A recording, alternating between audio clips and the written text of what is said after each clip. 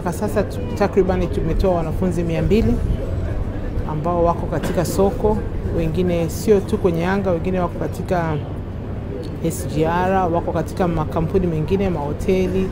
Ni kozi ambayo inaweza kutumika sehemu nyingi tofauti. Tunaweza kufundisha kwa focus ya ndege, lakini ni vitu ambavyo vinatumika. Usalama ni kila mahali. Kwa hiyo wana elimu ya usalama kuweza kujua katika mazingira yetu kuna kitu gani hatarishi, tufanye nini, ikitokea moto tufanye nini, ikitokea shida tuko majini tufanye nini. Kwa hiyo wako tayari kuhudumia, kuhakikisha watu wanakaa kwa kufurahia safari zao kwa kustarehe na kufika salama wanapoenda. Uhitaji unaendelea kuwepo. Kadiri unavyoona ndege mpya zinakuja, makampuni, mashirika mapya yanaleta ndege, uhitaji utaendelea kuwepo. Na kazi ya wahudumu wa kwenye ndege na marubani ni kazi ambazo zinasimamiwa.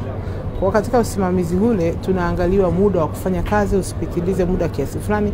Kwa hiyo ni lazima na ni jukumu kwamba kila mwenye kufanya uendeshaji wa ndege atapaswa kuwa na idadi fulani ya hawa watu.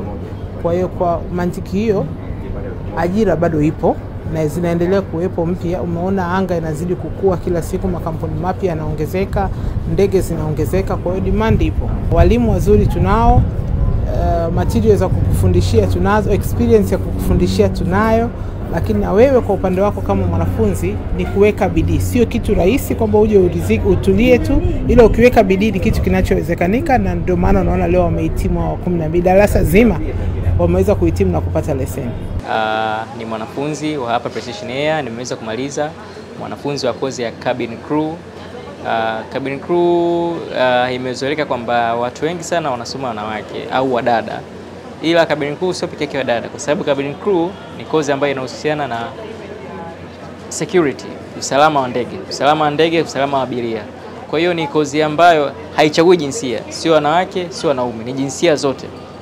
Ni kozi nzuri sana kwa Tanzania hapa ambayo iliyoanzishwa haina muda mrefu sana.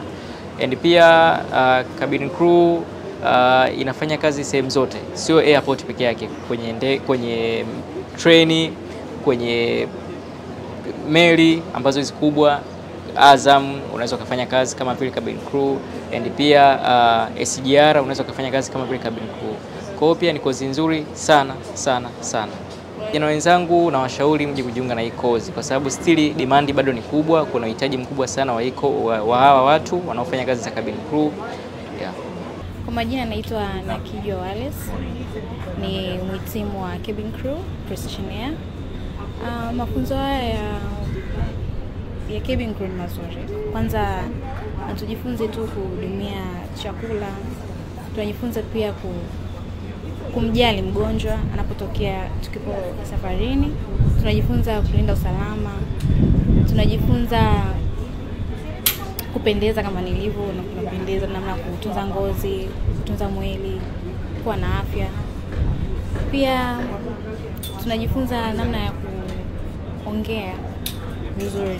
Unapokuwa mbele za watu unaongeaje, unaongea na abiria, tunaongea na watu mbalimbali tunapokuwa nyumbani.